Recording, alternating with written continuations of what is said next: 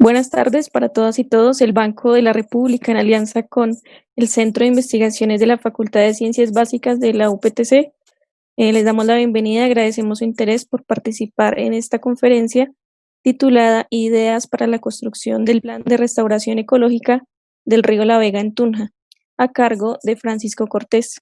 Esta conferencia se enmarca dentro del coloquio en ciencias que se ha venido desarrollando de manera virtual este año.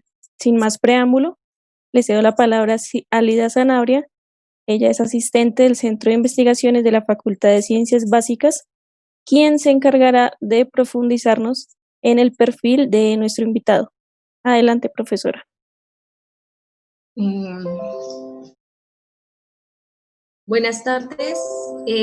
Hoy nos encontramos con el profesor Francisco Cortés Pérez, biólogo de la Universidad Nacional de Colombia, magíster en biología de la Universidad Nacional de Colombia, coordinador del Grupo de Investigación Ecología de Bosques Andinos Colombianos, EBAC, adscrito al programa de biología de la UPTC.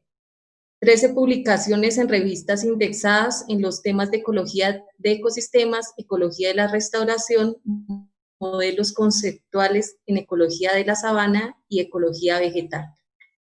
Los invitamos que a través del chat realicen sus preguntas durante la presentación del profesor y los dejo con el profesor Francisco Cortés.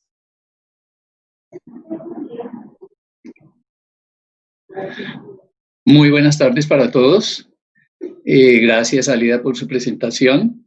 Quiero inicialmente agradecer la invitación que me hace el Centro Cultural de Tunja del Banco de la República y el Centro de Gestión de Investigación y Extensión de la UPTC, el CIEC, para participar en el coloquio en Ciencias del 2020. Entonces, pues, sin más preámbulos, voy a compartirles la presentación que he alistado para este fin. Entonces espero que ya la estén viendo. Entonces la charla que voy a dar es sobre ideas para la construcción del plan de restauración ecológica de la microcuenca del río La Vega en Tunja, Boyacá. El área de estudio está ubicada en el departamento de Boyacá, en el municipio de Tunja, y también con influencia del municipio de Motavita. Está ubicada a una altura de 2.800 metros, la temperatura promedio es de 13.8 grados centígrados, una humedad del 81% y una precipitación anual, multianual de 648 milímetros. Allí hay una panorámica más o menos de lo que es el contexto, ¿no?, de la vereda Tras del Alto, en la que se observa que está dominada por pastizales y que hay parches de especies exóticas. Esto ya es como una fotografía desde arriba para poder mirar un poco lo que es la cuenca del río La Vega, ¿sí? Aquí está ubicada la universidad, por acá está el Centro de Laboratorios Nuevo, y aquí está el recorrido del río La Vega en la parte que transcurre dentro del campus de la UPTC, y aquí aguas arriba, por encima del puente que va a Arcabuco, ¿no?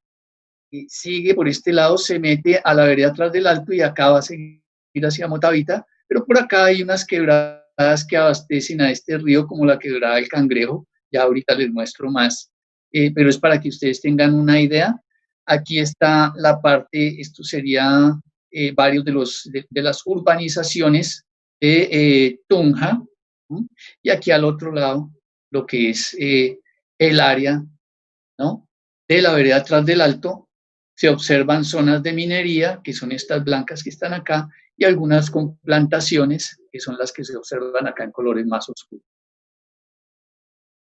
Nosotros tenemos un interés de trabajar en la microcuenca del río La Vega, que surge desde el año 2010, a raíz de lo que ocurrió con el fenómeno de la Niña. El fenómeno de la Niña es un fenómeno climático de enfriamiento de las aguas del Océano Pacífico, que produce un incremento en las precipitaciones en la parte continental de nuestro país. Para ese año y para el 2011, donde continuó el fenómeno de la niña, lo que ocurrieron fue una serie de desbordamientos del río La Vega. Aquí ustedes pueden ver en la parte izquierda lo que ocurrió hacia el lado del Pozo de Donato, cómo se inundó.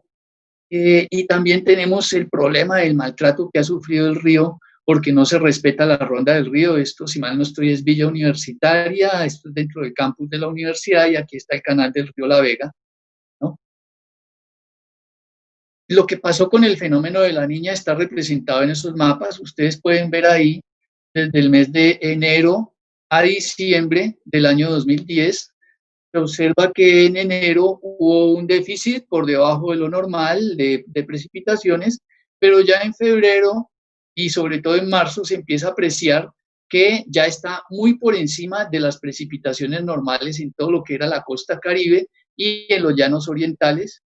Y ya en el mes de abril entra con fuerza a lo que es el departamento de Boyacá y de ahí continúa especialmente en julio, donde se supone que ya comienza la época seca nuevamente, ¿no? Porque tenemos un régimen bimodal en Boyacá, pero no, aquí se incrementó tremendamente en julio, en agosto siguió lloviendo, octubre recién presenta otra vez una condición más o menos normal y noviembre y diciembre vuelve y arrecia las precipitaciones.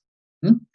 Y luego en el año 2011, en los meses de enero hasta mayo, ustedes observan cómo es la parte madura del fenómeno de la niña y siguió afectando, ¿no?, lo que es el departamento de Boyacá.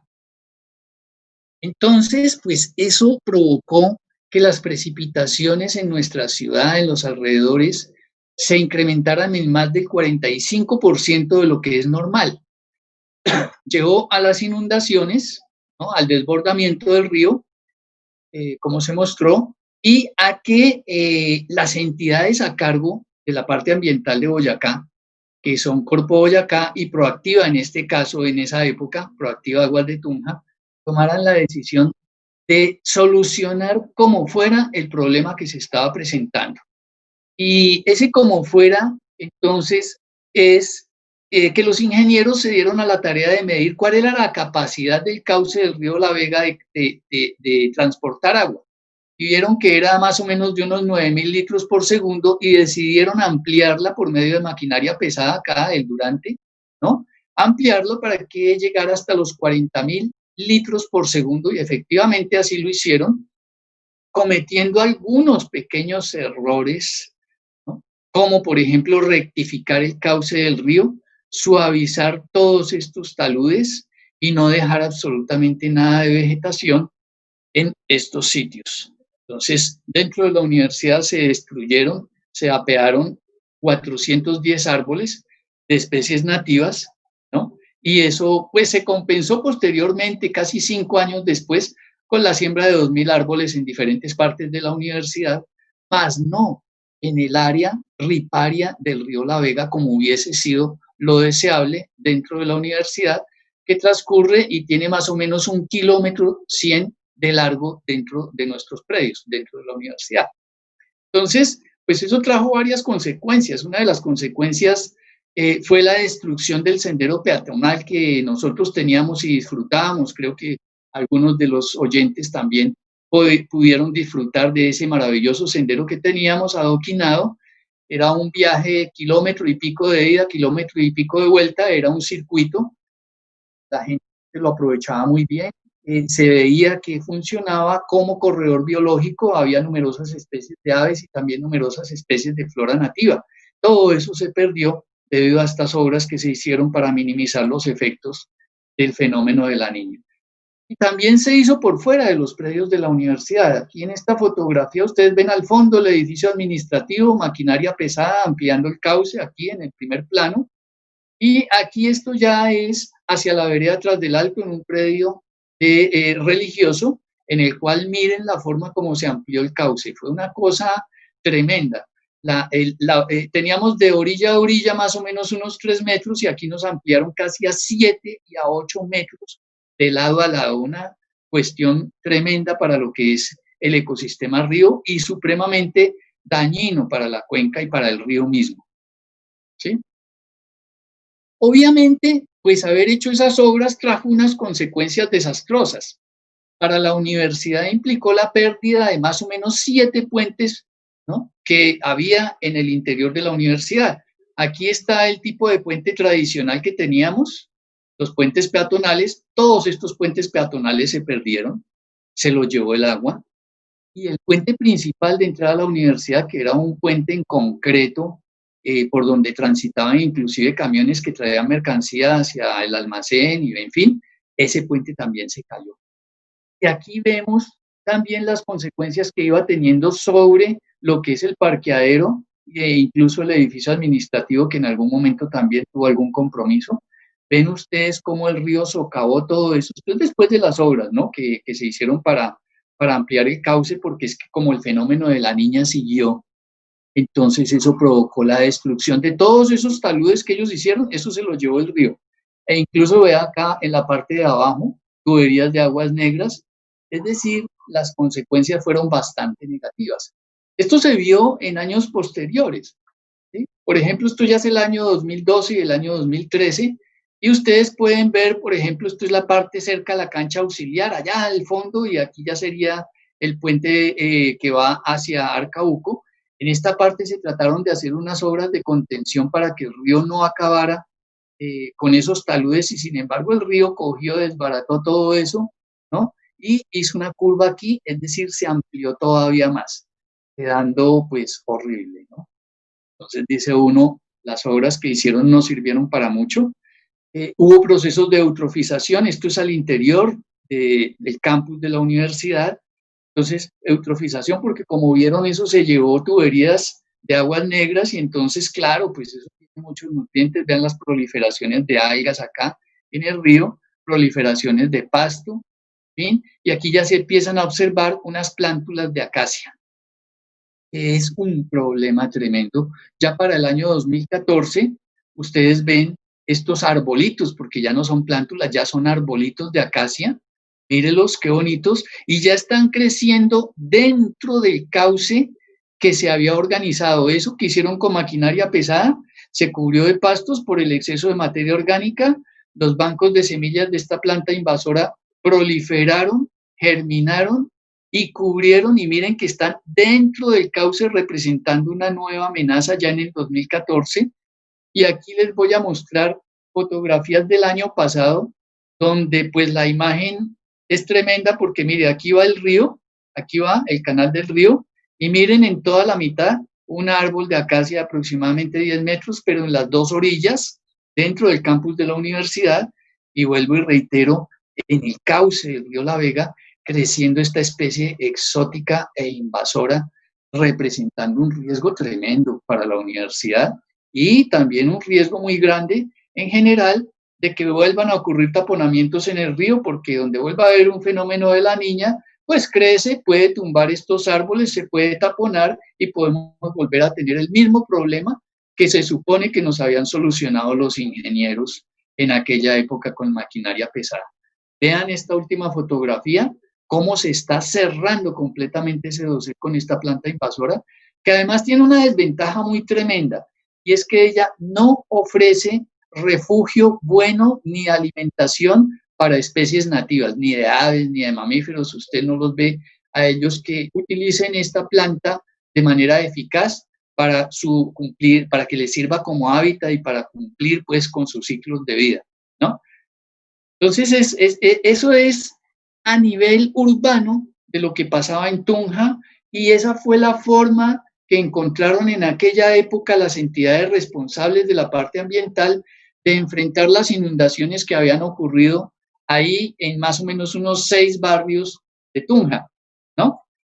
Nosotros desde esa época dijimos, hombre, el problema tal vez no está en el transcurso del río en la UPTC. El muerto hay que buscarlo aguas arriba. Los daños están en la microcuenca del río La Vega, y quizás aguas arriba debamos mirar a ver qué es lo que está pasando y corregir esa situación que está pasando en estos sitios.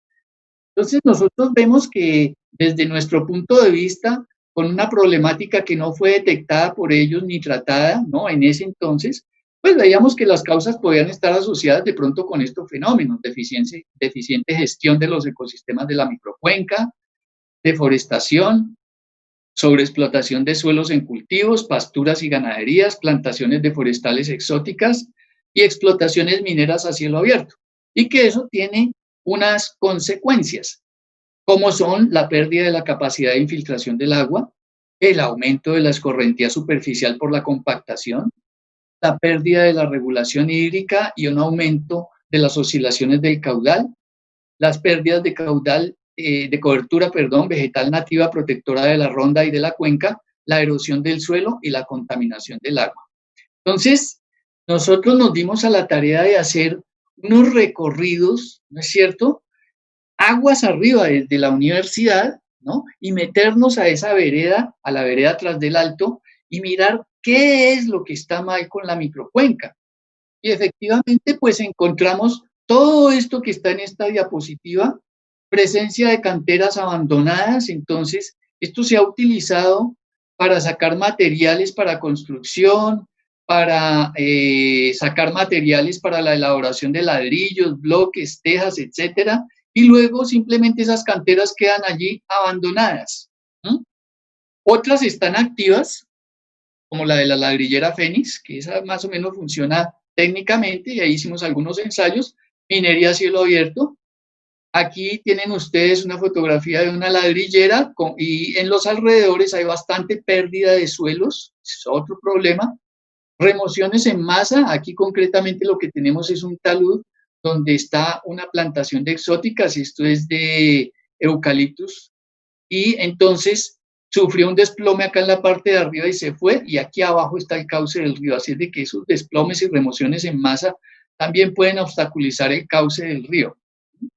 Otro problema que encontramos nosotros allí son las plantaciones de forestales exóticas. Acá la vemos, y aquí también en este lado donde dice pérdida del suelo también se ve un parchecito, ¿no? También vemos una utilización para marraneras. Esto que está aquí, que estoy señalando con el cursor, ojalá lo estén viendo, estos son unas marraneras enormes con una capacidad como para 300 animalitos. Aquí está un acercamiento. Aquí dice contaminación del agua porque, claro, pues para lavar las marraneras, los desechos de los marranitos, no se imagina, pues claro, los echan aquí al cauce de esta quebrada, que es la quebrada del Cangrejo, y esa quebrada del Cangrejo aquí a 10 metros desemboca en el río La Vega, y el río La Vega transcurre y llega a la universidad en cosa de 1,5 kilómetros. Otra cosa bien extraña que uno observa en la parte de arriba del río La Vega, en esa cuenca, es la construcción de estas estructuras. Yo las llamé micropresas en el río, y es como para las épocas secas garantizar que el agua quede allí aposada y sirva de bebedero para el ganado, porque como usted puede ver, los pastizales están literal hasta la orilla del río. Aquí no hay una protección de las rondas del río.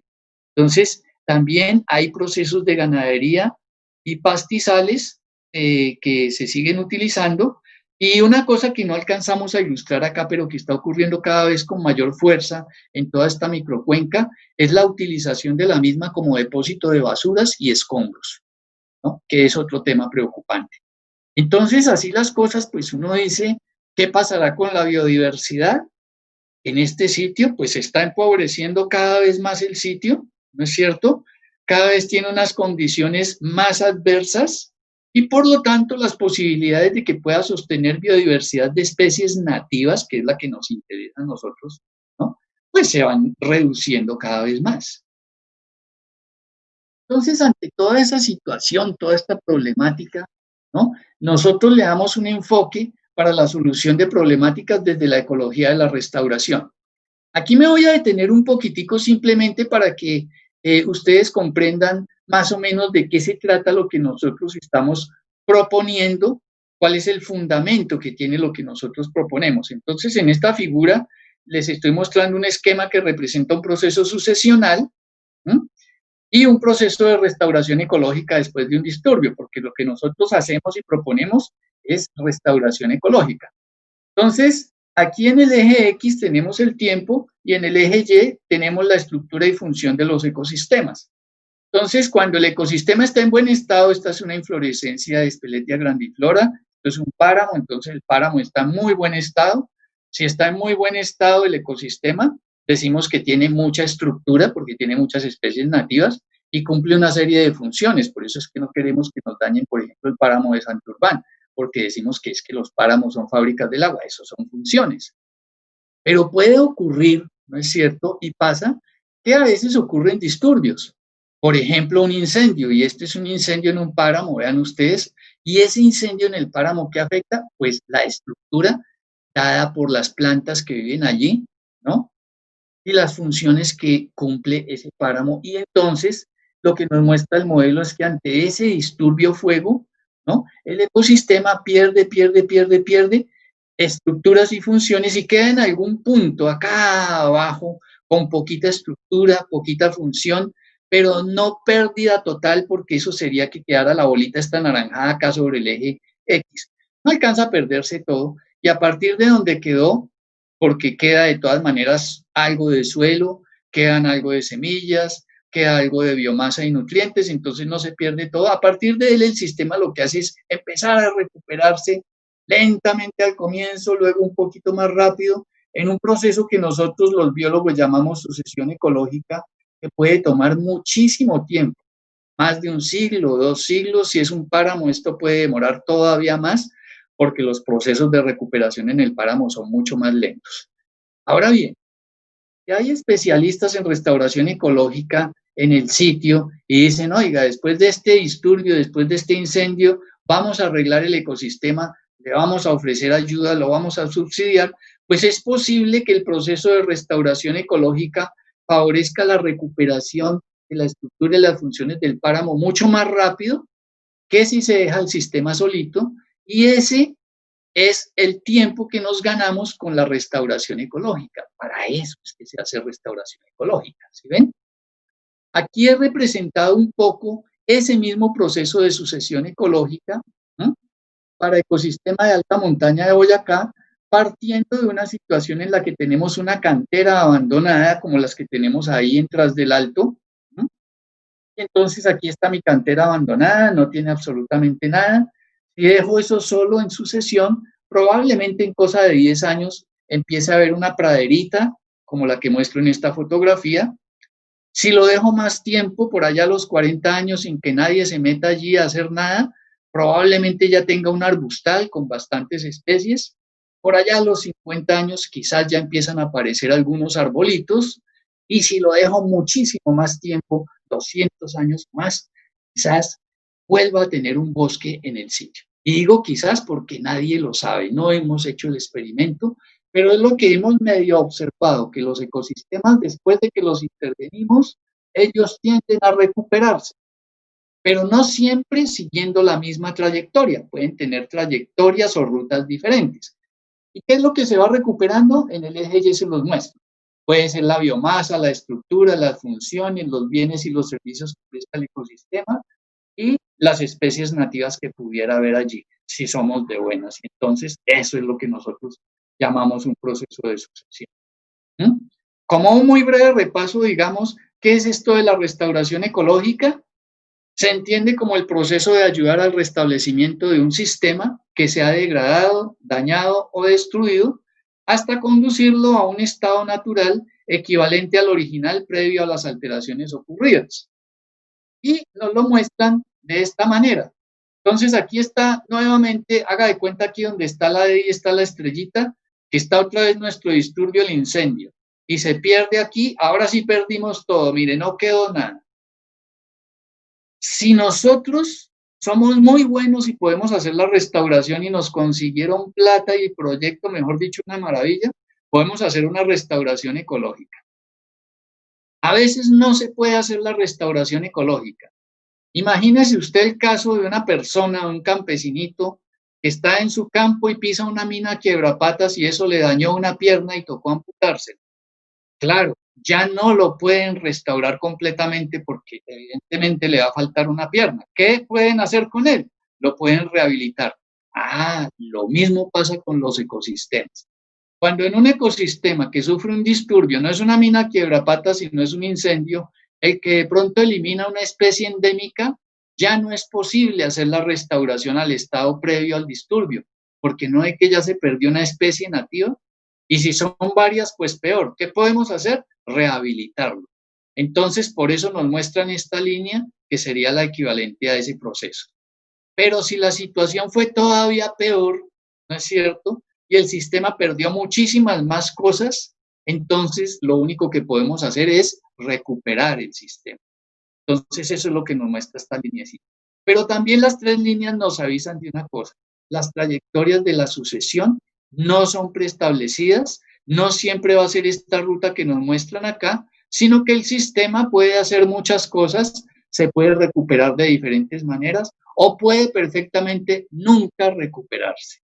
Por eso es que es bueno entender qué es esto de la restauración ecológica y ver cuáles son sus límites, cuáles son sus posibilidades.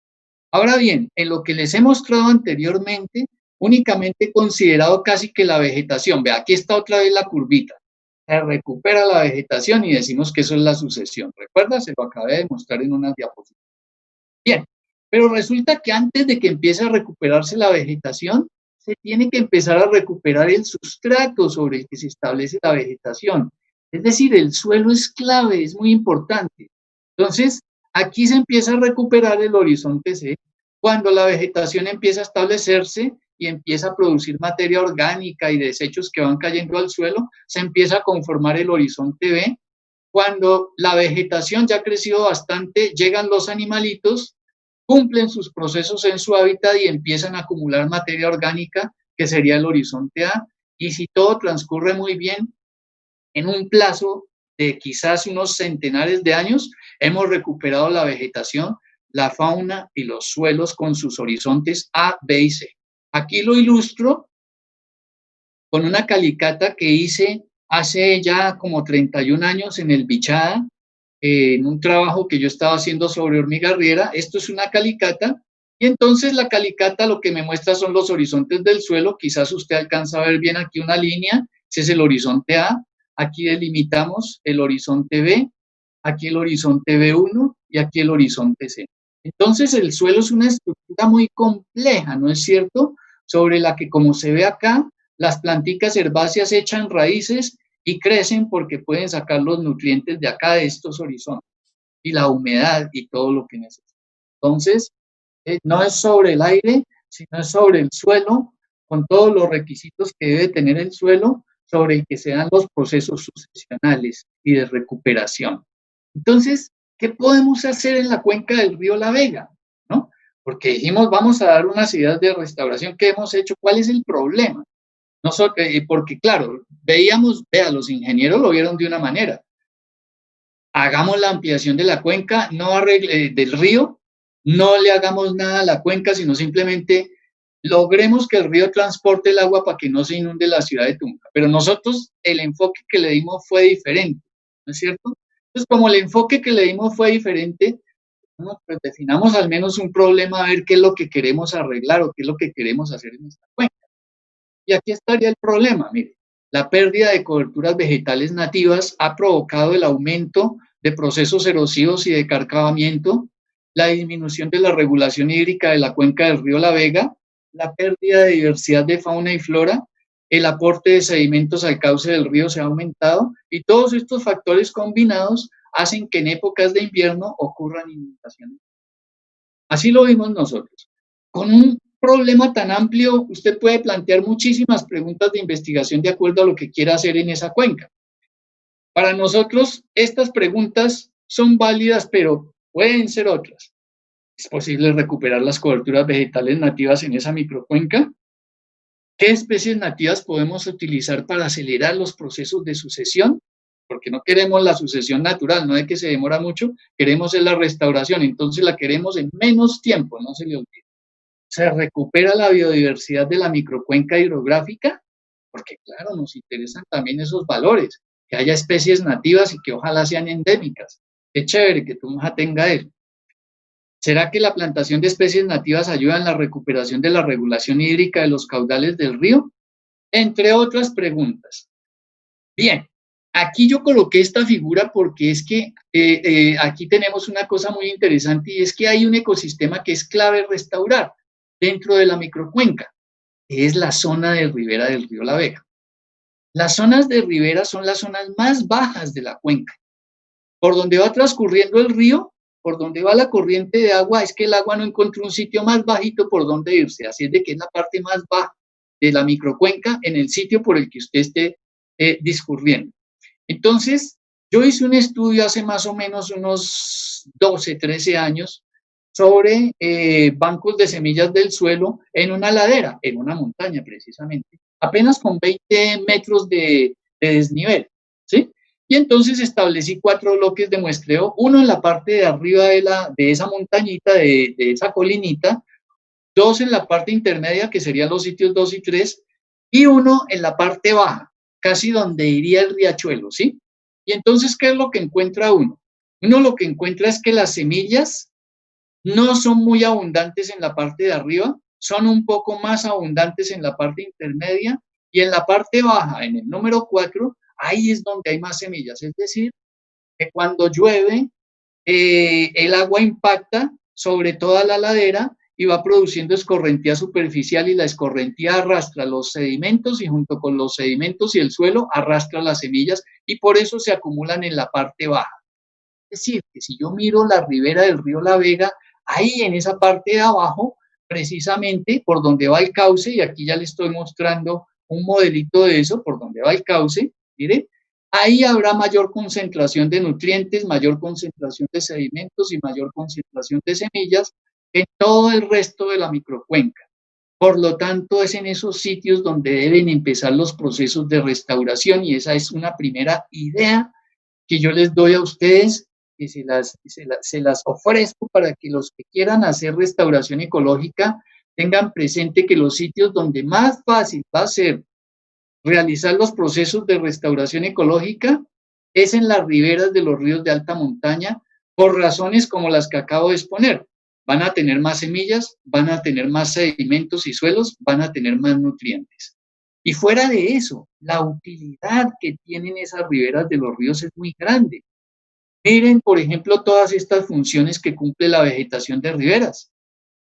Intercepta la precipitación, sirve para conservar la biodiversidad y sirve de corredor biológico, estabiliza los márgenes porque no hay que produce una cantidad de raíces de todas las plantas que están ahí, ayudan en la retención de pesticidas y exceso de nutrientes, reducen la escorrentía superficial y la erosión y por lo tanto mejoran la regulación hídrica, filtran los sedimentos que vienen de las laderas, es decir, de los bordes de las montañas hacia arriba o desde este talud que da hacia el río, hacia arriba, entonces coge esos sedimentos que vienen, los filtra, los detiene acá y eso representa algo muy bueno para el campesino porque entonces los pasticos que van a crecer acá ya no van a estar a la orilla del río donde se van los nutrientes, sino están un poquito retirados y van a tener mucha mejor calidad para alimentar a sus animalitos.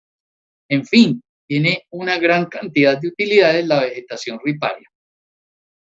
Este modelo es todavía más ilustrativo de la utilidad de las zonas riparias. ¿Sí?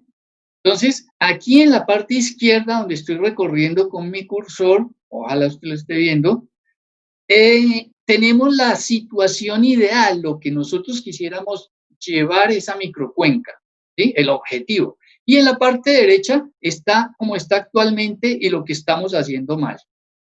Entonces, nosotros deberíamos tener unas laderas saludables. Aquí en el número 1, vean, laderas saludables. ¿Y laderas saludables qué significa? Significa que hemos sembrado una serie de plantas nativas, arbustivas y arbóreas que cumplen función de cortavientos, que cumplen función de regular un poquito el clima, que le dan sombra al ganado, que sirven de refugio, ¿sí ven? Implica también esas laderas que yo instalo unos bebederos, los animalitos no tienen que llegar a pisotear las orillas del río ni meterse aquí y contaminarlos, sino tecnifico un poquito, le pongo los bebederos acá. En el punto 3, que construyo unas barreras de tal manera que tengo unas cercas que no permiten que el ganado se meta a las riberas del río, a afectar la vegetación y a afectar al mismo río, y que eso sería lo deseable. Fíjese lo fácil que es hacer un proceso de restauración. baja inversión, altos resultados, ¿sí? Si no hacemos eso, pues entonces tenemos un área riparia como la que tiene el río La Vega, que usted puede, sí, el río La Vega, que usted puede mirar, es apenas caminar 1,5 kilómetros ya lo puede ver, tal cual como dice acá, áreas riparias dañadas por sobrepastoreo de ganado, áreas que están sometidas a procesos erosivos como estos carcavamientos y aumento de las curvas de los ríos por el pisoteo, y sitios donde se está contaminando porque es que el ganado se mete dentro del río, hace sus necesidades ahí e incluso entonces se llena de coliformes fecales, etcétera. Como vio, había bebederos en la mitad del río, así es de que, pues esa es la situación. Entonces eso es lo que hay que corregir. Entonces, es una primera idea, ¿no? Aparte de eso, pues nosotros hemos hecho bastantes trabajos de ecología de la restauración, que quiere decir experimentos, para ver si podemos ayudar a la microcuenca del río La Vega y cómo nos responden algunas de las cosas que nosotros estamos planteando. Entonces, lo primero que uno tiene que hacer, ¿no?, es saber qué especies vegetales hay en el sitio. Por eso hicimos la caracterización florística y estructural de la vegetación. Y a partir de esa caracterización, ¿no?, con las especies que censamos allí, pues ver cuáles de esas especies nativas que se encuentren en la microcuenca potencialmente son útiles en procesos de restauración. Entonces, les voy a mostrar qué obtuvimos allí. Cuando nosotros vamos al río, a esa cuenca del río La Vega, encontramos estos tipos de coberturas. Encontramos arbustales, encontramos bosques de especies exóticas combinado acá de eucalipto y pino. Otra combinación que encontramos, bosque de acacia y eucalipto, y los pastizales porque pues la producción de ganado para la gente, ¿sí? E hicimos la caracterización allí. No voy a mostrar todas las especies que encontramos porque ese no es el objetivo, pero sí digamos que nosotros censamos 136 especies que están en 106 géneros y 49 familias, y que las familias más representativas fueron Asterácea con el 27%, por acá, Poacia con el 17%, bueno, y las que siguen aquí en los porcentajes indicados. Esto ya es un resultado muy interesante y muy importante si lo utilizamos bien para ecología de la restauración, porque es que otros autores en el 97, en el 2006 y en el 2012, estos autores habían encontrado especies de estas familias: lorantáceas, ericáceas, cunoniáceas, lauráceas, meliáceas, malváceas, caprifoliáceas y betuláceas. Y resulta que nosotros ya no las encontramos, ya no están ahí en la microcuenca. Quiere decir que desaparecieron, se extinguieron localmente. Entonces, a partir, con solo esta información, ya uno puede dar otra idea. Mire, hagamos la reintroducción de estas especies, de estas familias que se perdieron en estos ecosistemas. Entonces ya también sabemos con qué plantas, con qué familias debemos adelantar procesos de, no los voy a llamar reforestación, porque es que la reforestación son plantaciones ahí sobre grandes áreas, y aquí se trata es de otra cosa muy diferente, pero sí de reintroducción de especies nativas, que van a servir para que luego, aparte, vaya llegando la fauna, ¿no? Bien, el otro punto que hicimos aquí fue identificar especies para la restauración, y para eso utilizamos esta fuente Cardona del 2008, que evalúa 5 criterios de selección, ¿no? Solamente voy a mostrarles el primero, la representación de la especie. El parámetro de evaluar la presencia de individuos de la especie en los alrededores de la microcuenca del río La Vega. Y 3 categorías: si es frecuente, un valor de 1. Si es intermedia la presencia, un valor de 2. Y si es escasa, un valor de 3. Y entonces eso evalúa el grado de desaparición de la especie debido al régimen de disturbio.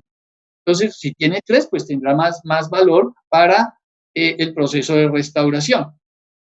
Bien, y así los otros criterios. En total, el valor máximo que nos daría sería 13, utilizando esa tabla. Y aquí con las especies que nosotros censamos en los estratos arbustivo y arbóreo, aparecen las especies que son mejores para el proceso de restauración. Entonces, mire, tenemos, creo que son 15 especies que nos respondieron muy bien y que podríamos utilizar en procesos de restauración con los criterios anotados. Silogma sticulifera tiene 11 de esos atributos, Crotonpur 10 y así sucesivamente las otras especies, en cuanto a los 5 criterios evaluados, tienen esos puntajes. Entonces, estas serían las especies que nosotros priorizaríamos para procesos de restauración en las riberas del río La Vega, ¿sí ven? De esa manera es que se hace. Bien, aquí tenemos ya una primera de estas especies. Esta especie es muy interesante, se llama Verbesina centroboyacana. Para nosotros fue toda una revelación porque no estaba registrada para la alta montaña como especie útil en procesos de restauración y nosotros la logramos identificar y rescatar para ese uso. Aquí simplemente decimos algunos de los atributos que tiene la especie. Esta, por ejemplo, crece al borde de caminos, en suelos rocosos, cascajosos y fuertes pendientes, que soporta condiciones adversas, que es lo que nos interesa a nosotros, para que impulse la sucesión. Es una especie poco frecuente, entonces es rara en la cuenca, paga meterla para que aumente sus poblaciones, ¿no? Es productora de hojarasca y con facilidad para retoñar después de la intervención del ganado, entonces es especie que produce materia orgánica y enriquece los suelos. Entonces, por esas razones, sería útil en procesos de restauración. Aquí lo mismo pasa con el garbancillo, la Duranta mutisi, que sirve para controlar erosión, protege las fuentes hídricas, se puede usar en terrenos compactados y las flores y frutos son buen alimento para las aves. Los atributos valiosos. Y aquí, finalmente, Miconia squamulosa, lo mismo, aquí están algunas de sus propiedades por las cuales nos serviría en procesos de restauración. ¿Bien? Bien. Entonces, eso es como en cuanto a la identificación de las especies vegetales y la caracterización de la vegetación que tenemos en el momento. Otro de los grandes problemas que encontramos allí fue la minería a cielo abierto. Entonces, ahí fácilmente, en esa cuenquita chiquita, hay unas 15 minas a cielo abierto y hay por lo menos unas 7 u 8 ya abandonadas. Entonces, nosotros quisimos saber, oiga, en esos terrenos que están abandonados, ¿será que si nosotros le damos un suplemento, llamémoslo una enmienda orgánica, que es el compost, y lo mezclamos con los materiales que quedaron allí, ¿será que sobre eso es capaz de crecer vegetación? ¿Y será que en el interior de eso, que ya no es un suelo, sino es una creación que hicimos nosotros revolviendo esos materiales que quedaron allí con el compost, ¿será que eso puede sustentar animalitos? Y nos dimos a la tarea de hacer 2 trabajos de pregrado y aquí les voy a presentar muy rápidamente los resultados de eso, porque es otra idea para restaurar, ¿no? Entonces hicimos un diseño experimental en el cual nos inventamos 3 tratamientos de acuerdo a las proporciones de estéril y compost en volúmenes. Entonces, el tratamiento 1 era 8 partes de estéril por 1 parte de compost, el tratamiento 2, 4 partes de estéril, 1 de compost, y el tratamiento 3, 2 partes de estéril y 1 parte de compost. Este era el que tenía más compost. Y entonces hicimos nuestro diseño, lo separamos con calles, con carreras, para que no hubiese efectos cruzados y todo, y procedimos a mirar qué pasaba a lo largo del tiempo en cuanto a la vegetación. Aquí ya casi que al final se observa claramente donde no colocamos la enmienda, mira aquí donde estoy recorriendo, ahí no colocamos la enmienda. Y donde colocamos el mayor porcentaje, mire, aquí está el tratamiento 3, también es el tratamiento 3 y este es el tratamiento 3. Creció muy bonito la vegetación en solo 9 meses. Donde colocamos poquito compost, pero colocamos, no como acá que no colocamos nada, de todas maneras también ayudó, mire, hubo una recuperación en un buen porcentaje. Y cuando colocamos la cantidad intermedia como acá, de proporción de 4:1, vea que también hay una recuperación más o menos grande. Pero es indudable que donde ponemos más compost, obvio, hay más nutrientes y mejoran las condiciones de estos estériles y se puede recuperar. No digo yo, sí, la palabra fue bien empleada, se puede recuperar el sistema, se puede recuperar una parte del sistema, ¿sí? Entonces no es una restauración, obvio que no. Recuperar lo que se hace después de algo tan bestial como la minería a cielo abierto es imposible, o tomará cualquier cantidad de dinero mucho más grande de la que se obtuvo o la que se obtendrían los beneficios del mineral que uno quiera sacar. Bueno, las especies que aparecieron en ese experimento que acabo de mostrar son 15 especies, aquí están, son todas especies herbáceas, pero lo interesante es que logran llegar y logran establecerse en el sitio. Aquí está el tratamiento 3, que es el que tiene la mayor proporción de compost, y vemos que es uno de los que tiene mayor cantidad de especies. En cambio acá, donde está el control, se obtienen apenas 6 especies, pero eso es un individuo por ahí 2 individuos, muy poquita cosa. En cambio, en los otros tratamientos, como se vio por la cobertura, fue mucho más eficiente la recuperación. Ahora miremos la macrofauna de África. Con la macrofauna de África, en los pastizales que quedan ahí cerquita al sitio donde están las canteras, se hicieron unos bloques, eso se sacan unos bloques de suelo, se llaman núcleos, y de ahí se hace la extracción manual de los animalitos, a ojo. Entonces, a ojo se pueden encontrar hormigas, se pueden encontrar dípteros, se pueden encontrar cucarrones, en fin, se encontraron todos estos tipos de organismos que están aquí. 16. ¿no? La muchacha que hizo el trabajo de grado, ahí sobre el mismo diseño experimental, lo utilizamos para 2 trabajos de grado, ¿sí? Entonces, ella logró encontrar más o menos 10, creo que fueron las especies que ella encontró, y aquí están, ¿no? Los resultados que ella alcanzó. Esto es el muestreo 1, el muestreo 2, el muestreo 3, y estos son los tratamientos, el 1, el 2, el 3, el que tiene la mayor cantidad de nutrientes, fue como el que resultó mejor en número de especies, aunque acá le ganó por una especie de tratamiento con cantidad intermedia de compost, ¿no? Y lo interesante es que en el control, donde no se utiliza compost, nunca se recuperó un solo animalito del suelo. En cambio, donde se utiliza compost, sí se recuperan animalitos que viven en el suelo. Y aquí está como la relación entre la vegetación que está apareciendo en la parte superior. Estas son 5 de las especies vegetales que se encontraron en esas parcelitas que hicimos con esos tratamientos. Y aquí están los animalitos que lograron colonizar el sitio. Ya vemos que van conformando una pequeña red trófica, pues ya hay herbívoros y hay algunos depredadores. Entonces, es una buena idea en los sitios de esta cuenca y eso casi que en los 123 municipios de Boyacá y Minas, a cielo abierto. Entonces, es buena la utilización del compost para arreglar un poquito ese problema, ese desastre que se hace. La última que les voy a presentar a ustedes, pues, deben estar un poco cansados ya de escucharme, es este trabajo sobre las perchas para aves como estrategia de restauración y su influencia sobre la dispersión de semillas y reclutamiento de plántulas en la microcuenca del río La Vega. Esto fue la tesis de maestría de Carlos Andrés Villate, y lo interesante fue que utilizamos una estrategia distinta, ¿no? Aquí queremos ver si las aves son capaces de ayudarnos en la recuperación de los sitios, ¿no? Dentro de esa microcuenca, y entonces lo que hicimos fue colocar estos palos de 2,50, acá pusimos uno como de 1,70, en la base de ellos colocamos un colector de fecas, esto sirve para recolectar el popó de las aves y ver qué semillas son las que están transportando, pero aparte hicimos unas parcelas, acá se ve una parcela de 1 metro cuadrado, donde pelamos todo completamente, eso se llama escarificación, escarificar todo el terreno, y ver si las semillas que caen logran progresar en el sitio.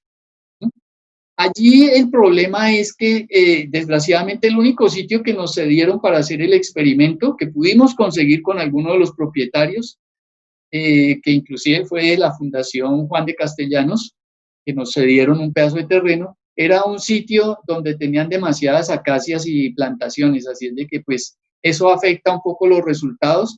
Más sin embargo, pues hicimos los ensayos, aquí está percha natural, porque comparamos perchas naturales contra perchas artificiales, y bueno, pues aquí están las avecitas que se lograron colectar, el 44% insectívoras, omnívoras el 36%, nectarívoras el 12%, granívoras el 4% y carnívoras el 4%. Ya como por su tipo de alimentación, estas serían las insectívoras, esas 6 especies. Tenemos por acá las nectarívoras, diglosa y colibrí coruscans. Y por este lado tenemos las omnívoras, dentro de las cuales tal vez la más destacada es este Leucticus auriventris, el pico gordo, que es un buen dispersor de semillas. Bueno, y pues sí, las aves sí sirven como dispersoras de semillas. La más buena para dispersar las semillas fue Turdus fruscater, que dispersaba Muehlenbeckia, dispersaba Acacia melanopsinum y Morella pubescens. Entonces, de vean que de todas maneras esta plantica hace trampa. Lo que pasa es que Acacia melanopsinum tiene un fruto más o menos de 3 milímetros de diámetro y tiene un arilo anaranjado. El fruto es negro y el arilo es anaranjado. Es muy atractivo y entonces eso, claro, el turdus piensa que eso ofrece buen alimento y se la traga y la dispersa muy bien. Pero no nos ayuda a nosotros en procesos de restauración. Aquí está algunas semillas, no se les alcanza a ver el arilo del que estoy hablando, pero es una semillita más o menos de 3 milímetros, muy brillante, pero bueno, haga un acto de fe, ya tiene un bordecito por acá que es anaranjado, bien anaranjado, y por eso atrae al ave y el ave le pega con todo. Se la traga a pesar de que no saque nada de alimento de ahí. Bueno, bien, ahí está nuestro turdus, nuestro héroe, buen dispersor de semillas. Ojalá le diéramos plantas nativas que produzcan frutos comestibles por las aves para que nos ayudara en la restauración de los ecosistemas, pero él es muy bueno en esa labor. Entonces tenemos que consentirlo y ver si logramos propagarlo todavía mucho más. El incremento de la lluvia de semillas utilizando a las aves es crucial porque en áreas alteradas una gran proporción de semillas no van a sobrevivir. La disponibilidad de semillas en los alrededores no garantiza que haya dispersión de las mismas y el bajo número de especies dispersadas se puede atribuir a la alta degradación del ecosistema y esto provoca una riqueza limitada de especies nativas productoras de frutos con mecanismos de dispersión. Ya lo había mencionado. Bien, esos son los 4 que yo quería destacar. Sin embargo, quiero decirles simplemente que hemos hecho también ejercicios en esa cuenca tratando de utilizar semillas y plantarlas, a ver qué porcentajes tenemos de germinación. Hemos hecho también cosas de rescate de plántulas, entonces cuando tenemos poblaciones de plántulas muy concentradas de algunas especies que son útiles, tratamos de propagarlas para llevarlas a sitios donde no estén. Esto es lo del rescate de plántulas, aquí ya estamos en el proceso de endurecimiento, para ya posteriormente, aquí ya están, vea, ya están lo más de bonitas, listas para trasplantar a campo. Y otra cosa que deberíamos hacer entonces es esto de recuperar la fauna de la microcuenca. Estas son algunas especies que están sufriendo muchísimo debido a las modificaciones que hemos hecho del ecosistema. En la UPTC nosotros, yo no volví a ver esta culebrita, alguien me dice que todavía existe ahí en predios de la UPTC, ya era bastante común, pero claro, le dañaron el bosquecito, le dañaron la ribera del río y eso quién sabe si podrá seguir. En cambio, este animalito, el Thomasomis niveipes, el ratoncito de patas blancas, este sí es un organismo muy versátil, él sí ha logrado sobrevivir a todas las cosas que nosotros hacemos en el sistema. Pero yo estoy muy seguro que si logramos arreglar la ribera del río La Vega, si lo podemos convertir en un buen corredor biológico con algunas de las sugerencias que nosotros estamos planteando ahí desde la ecología de la restauración, quizás podemos lograr mejorarles el hábitat a estas especies. Otra cosa que también estamos diciendo y que es muy importante que ustedes conozcan es que tenemos que trabajar mucho sobre las especies exóticas e invasoras. Esta especie es tremendamente nociva para los ecosistemas. En los alrededores de Bogotá y en toda la meseta cundiboyacense es una plaga terrible, se llama retamo espinoso, Ulex europeus. Se trajo en el siglo pasado y se ha propagado en todo el país, no, en Cundinamarca y en Boyacá. Ya la tenemos en páramos de Boyacá. Es peligrosísima. Esta especie es pirófila, propagadora de fuego, y las semillas de ella son tremendas. Forman bancos de semillas permanentes que pueden durar más de 50 años viables en el suelo. Y llega un incendio y ellas disfrutan el fuego porque lo necesitan para hacer esa escarificación térmica y ahí mismo la semilla se abre, se hidrata y sale la planta. Entonces, por eso se dice que es pirófila, esos son sus atributos de ella. La otra especie que tenemos que controlar, que les mostré, es la acacia. Las acacias son letales para nuestros ecosistemas, tenemos que sacarlas. Hay mucho minero contento con la acacia porque después de que hacen la minería, simplemente llevan acacia y lo ponen en cualquier roca y eso crece, ¿no? Y entonces le dicen a la gente, vea, estoy devolviendo el sitio en las condiciones originales, inclusive con árboles. No, mentiras, nos están metiendo una especie tremendamente nociva para los ecosistemas. Entonces hay que tener mucho cuidado. Y aquí tenemos otras amigas, bueno, acá están las acacias, aquí está el retamo espinoso, Y esta otra amiga que ustedes también la conocen, que se llama Thunbergia lata, no es que la haya visto mucho allá en la cuenca del río La Vega, en esa parte de la vereda tras del Alto, pero dentro de UPTC sí que está. Eso, por cualquiera de las entradas, ustedes ven cómo esta planta ataca efectivamente las especies del sotobosque. Entonces, inclusive crece sobre los árboles, pero sobre todo las de sotobosque nativas las ahoga. Es decir, las cubre con su follaje, con sus flores hermosas, no les deja dar la luz del sol y las extingue. Y ella ocupa su lugar. Así es que una planta súper nociva que debemos erradicar. Bueno, pues yo hasta ahí era lo que tenía listo para esta charla. Espero que haya sido de su agrado y que, pues si tienen preguntas, pues con mucho gusto. Gracias.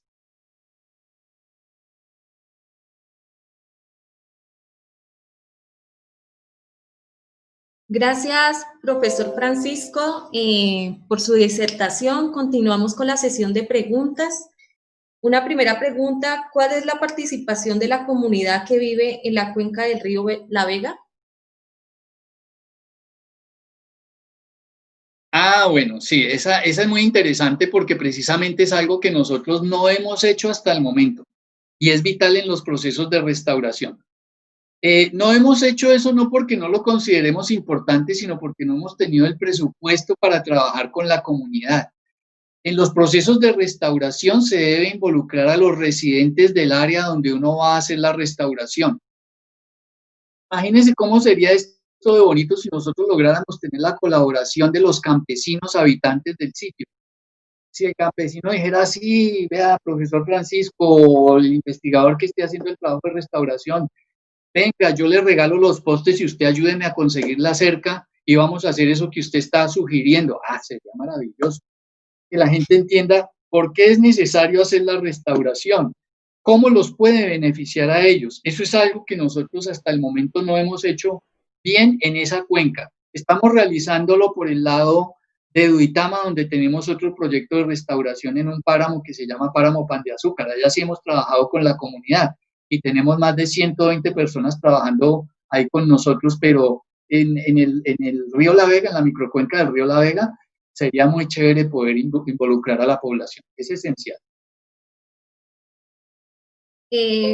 A través del chat, Laura Luna pregunta, ¿cómo se podría empezar a mejorar el cauce del río dentro de la UPTC? ¿Cuál sería la ruta a seguir? Para mejorar el cauce dentro de la universidad. Sí, mire, ahí hay una cosa muy importante. La situación del río La Vega en la UPTC en este momento, yo me atrevería a decir que es crítica. Y es crítica porque se permitió que fuera invadido casi completamente por la acacia.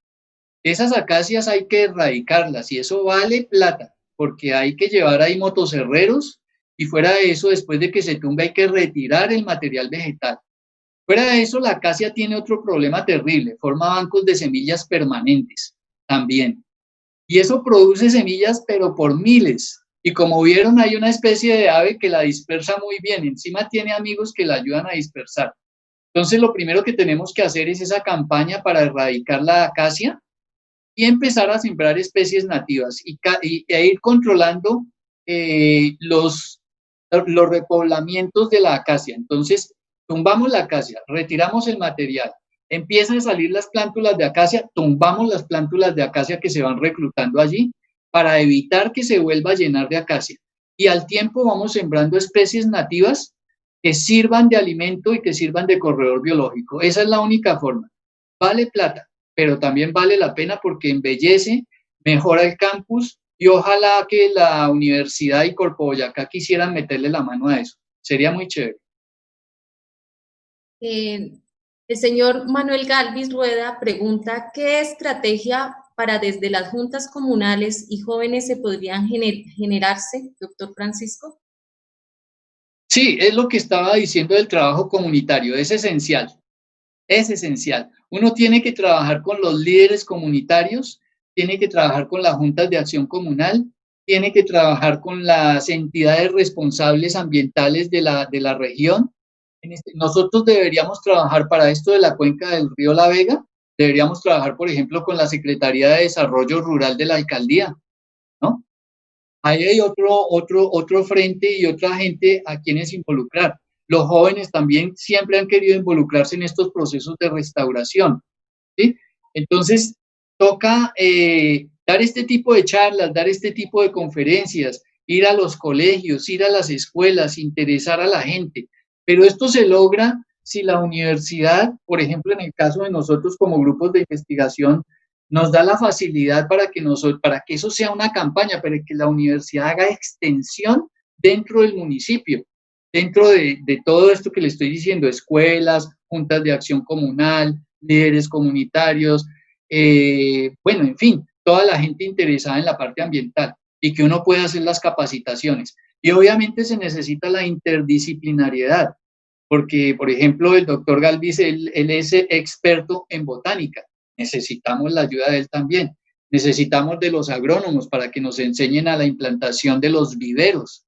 Se pueden hacer viveros comunitarios para la propagación de especies nativas, ¿sí?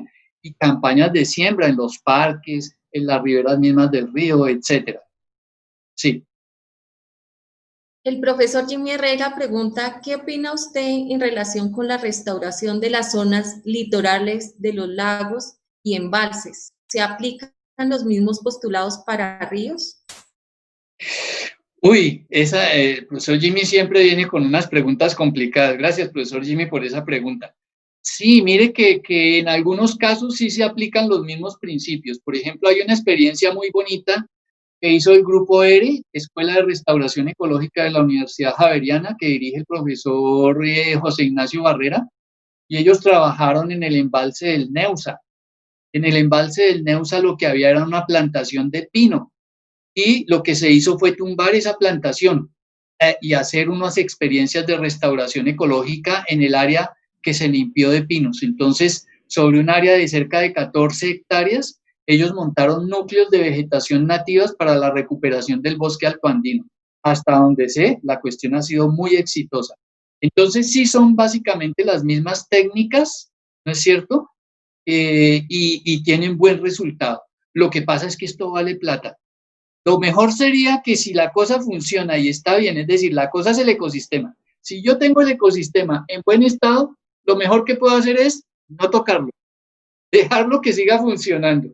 Pero desgraciadamente muchas veces la gente no lo hace y empiezan a hacer ganadería, empiezan a hacer minería, empiezan a hacer extracción, venga, yo voy a agrandar la finca, metámosle candela, etcétera. Y ya cuando el daño está hecho, pues es caro los remedios, pero sí funciona más o menos bajo los mismos criterios.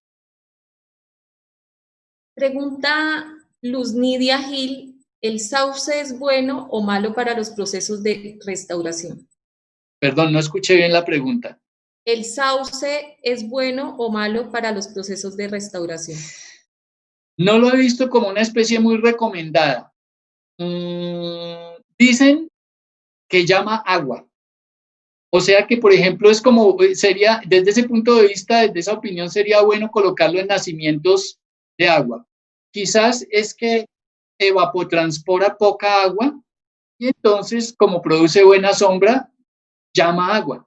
Entonces el balance hídrico sea favorable. Yo he visto también que donde se pone esa especie empieza a proliferar bastante bien. Entonces habría que entender la especie desde sus atributos vitales, controlarla para que no se nos expanda mucho y si en algún arreglo con otras especies nativas funciona bien, pues utilizarlo.